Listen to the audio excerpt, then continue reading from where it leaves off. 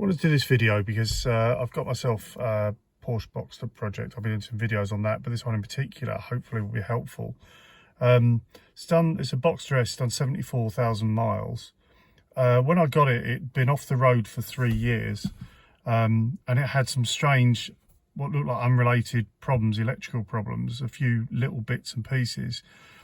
The first one was the ignition key was a little bit sticky, which I didn't really take too much notice of because it had sat for so long.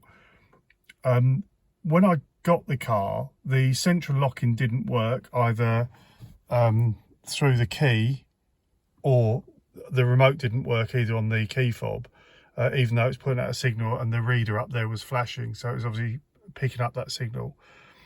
But it did work on the lock and unlock button here.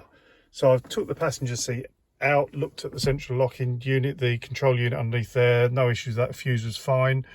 But I noticed that when I unlocked with the key, the central locking, you could hear it activate on the other elements of the car, so the trunk and the passenger door. But when I was locking it with the key on the driver's side, it wasn't locking the passenger door or any of the other bits and pieces. So that was one piece. Couldn't really figure it out. I tried all the different techniques for trying to repair the key. None of them worked. Couldn't get that to work at all. Another job which I started on was replacing the radio in the car. When I put an aftermarket radio in, it was on constant live, and when I checked the two feeds, the switch live and the permanent live, they were both permanent live, which again I thought was odd. Must have a short or something there, and that wasn't ideal, but I didn't relate it to the original problem. The third problem was that the headlights in the car worked fine with the ignition lights switched on. The headlights worked fine, but when I started the car and the engine was running, they cut down to sidelights, which was a bit strange.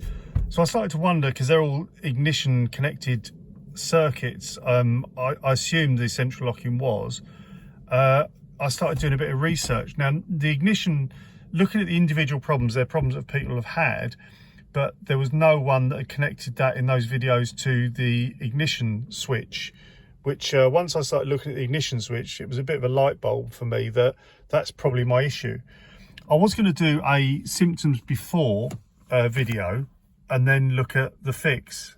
However, I started doing the dismantle, which I'll talk through in a moment, taking this panel off here to access the switch, which sits way down at the back behind the ignition barrel itself, the switch at the back.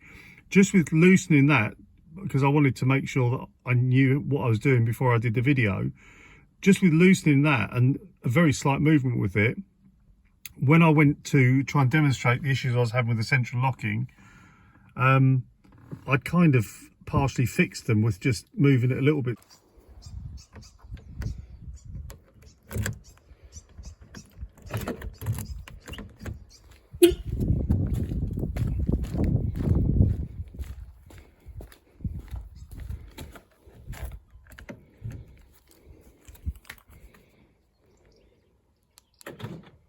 That's clearly my issue.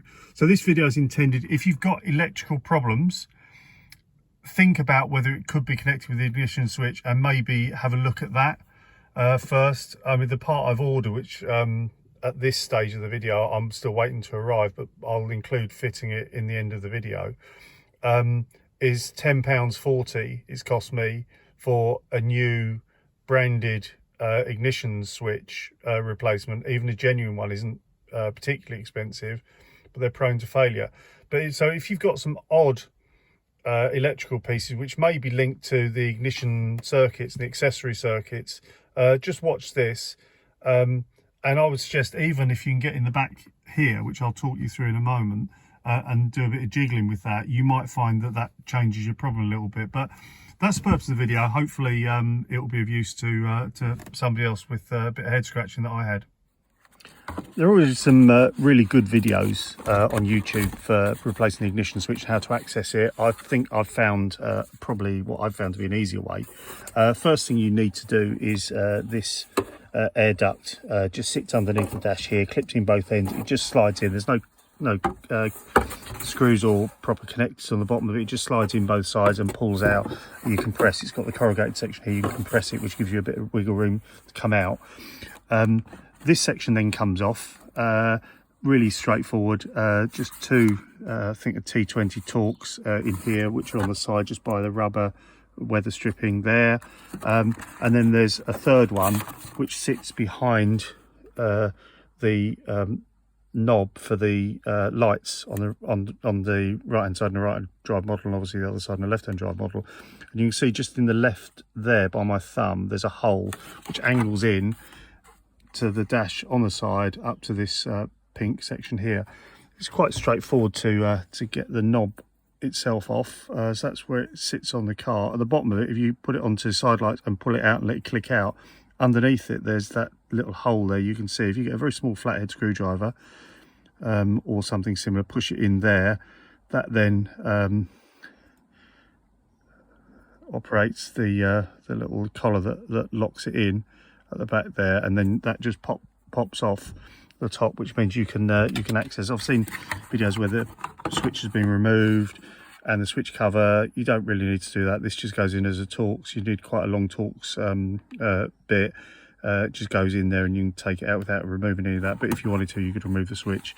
I didn't. What I found to be much easier than the way of doing it from right underneath the car, and this is really easy to get off. Once you get the three Torx screws out, you just pull it clear and unclip it, and it's fine, and then it just clips back in afterwards. So after you take that cover off, there's this duct which sits up underneath and comes up, basically fitting on the back of this section here on the switch, and it goes in. There's one Phillips head screw that holds it into that hole there, so it's really easy. Just if you're disconnected from the bottom pipe, you do the bottom pipe first. If you drop the screw, it doesn't really matter because it just pops out the bottom. It is a bit of a pain to reline up, but it's not difficult. It's just a bit of fiddling when you put it back in. So that comes out and that gives you complete access, and that means I can get my whole arm easily in there. This is difficult to show, but I will try. So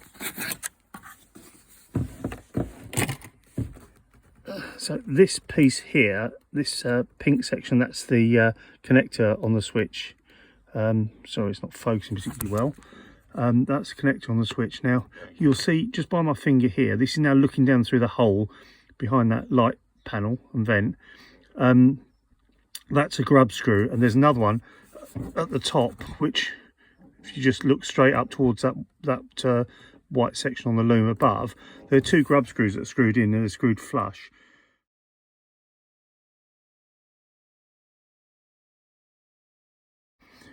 The videos of people doing this from underneath, they've got to get their head in a football and reach around and do this blind. From here, you can get your arm in through this section here and straight the way down to there. And I just used a flathead screwdriver bit on a small extension, and that's enough. Mine were literally just hand tight, so were easy to undo. It's a flathead head on them. They don't need to be wound all the way out. They just need to be taken sort of about halfway out. As you can see, that's plenty. And then the actual switch pulls out of the back. There's two slots. I'll show that when I come to fitting the new one. I'll show you how that works. And also I'm removing the battery the battery negative terminal before I do anything to do it. New part has arrived. So Meili, there's the part number. Just disconnected the earths from the battery, and this is the part here.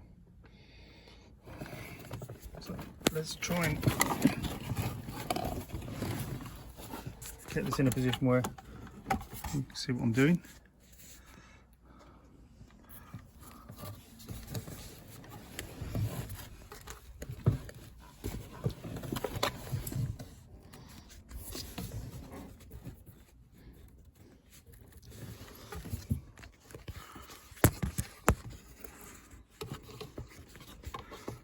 of view.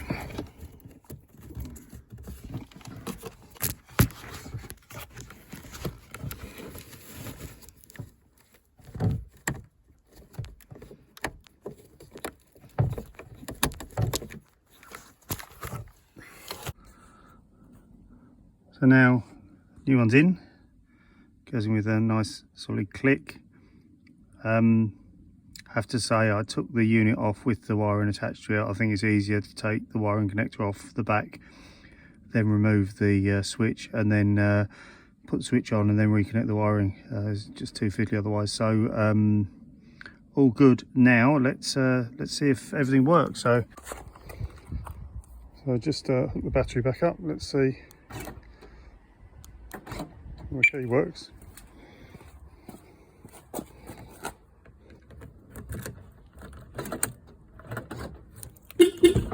It works.